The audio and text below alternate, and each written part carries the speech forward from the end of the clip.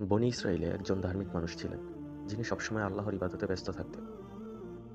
একদল লোক তার কাছে এসে জানালো, কাছেই বসবাস করা এক সম্প্রদায় একটি গাছের পূজা করে।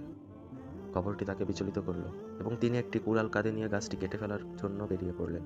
পথিমধ্যে শয়তান একজন বৃদ্ধ ব্যক্তির বেশে তার সামনে দেখা করলো এবং জিজ্ঞেস করলো সে কোথায় যাচ্ছে। তিনি বললেন তিনি একটি নির্দিষ্ট গাছ কাটতে যাচ্ছেন। শয়তান বলল, তোমার ওই গাছ সম্পর্কে চিন্তা করার দরকার নেই এবং তোমার ইবাদতের সাথে সংশ্লিষ্ট নয় এমন কিছুর জন্য তা ত্যাগ করা উচিত হবে না। আবেদ বলল, এটাও ইবাদত। তখন শয়তান তাকে গাছটি কাটতে বাধা দেওয়ার চেষ্টা করলো এবং এর ফলে দুজনের মধ্যে লড়াই হলো, যাতে আবেদ শয়তানকে পরাজিত করলেন। নিজেকে সম্পূর্ণ অসহায় বুঝতে পেরে শয়তান নিজেকে ছেড়ে দেওয়ার জন্য মিনতি করল এবং যখন আবেদ তাকে ছেড়ে দিলেন, সে আবার বলল, আল্লাহ এই গাছটা কেটে ফেলা তোমার জন্য আবশ্যক করে দেননি। তুমি এই গাছটি না কাটলে কিছুই হারাবে না।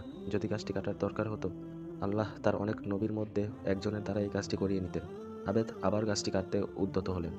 তাদের মধ্যে আবার লড়াই হলো এবং আবেদ আবার শয়তানকে পরাজিত করলেন। শয়তান বলল, আমি একটি প্রস্তাব দিচ্ছি, যা তোমার জন্য সুবিধাজনক হবে। আবেদ রাজি হলেন এবং শয়তান বলল, তুমি একজন দরিদ্র মানুষ, এই পৃথিবীতে বোঝা স্বরূপ।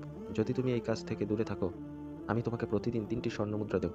তুমি প্রতিদিন সেগুলো তোমার বালিশের নিচে পাবে। এই অর্থ দ্বারা তুমি নিজের প্রয়োজন পূরণ করতে পারবে, তোমার প্রতিবেশীর উপকার করতে পারবে, অভাবগ্রস্তকে সাহায্য করতে পারবে এবং আরও অনেক ভালো কাজ করতে পারবে। গাছটিকে কাটলে মাত্র একটি ভালো কাজ হবে, যা শেষ পর্যন্ত কোনো কাজে আসবে না, কারণ লোকেরা আরেকটি গাছ নির্দিষ্ট করে নেবে। প্রস্তাবটি আবেদের পছন্দ হলো এবং তিনি তা গ্রহণ করে নিলেন। তিনি পরপর 2 দিন স্বর্ণমুদ্রা পেলেন, কিন্তু তৃতীয় দিন সেখানে কিছুই ছিল না। তিনি রাগান্বিত হলেন, কুড়ালটা তুলে নিয়ে গাছটি কাটার জন্য রওনা হলেন। পথিমধ্যে বিদ্যের বেশে শয়তান তার সাথে আবার দেখা করলো এবং জিজ্ঞেস করলো সে কোথায় যাচ্ছে। গাছটি কাটার জন্য চিৎকার করে আবেদ জবাব দিলেন, আমি তোমাকে তা করতে দেব না। শয়তান বলল। দুজনের মধ্যে আবার লড়াই হলো, কিন্তু এবার শয়তান প্রাধান্য বিস্তার করলো এবং আবেদকে পরাজিত করলো। আবেদ তার পরাজয়ে বিস্মিত হলেন এবং শয়তানকে বিজয়ী হবার কারণ জিজ্ঞেস করলেন।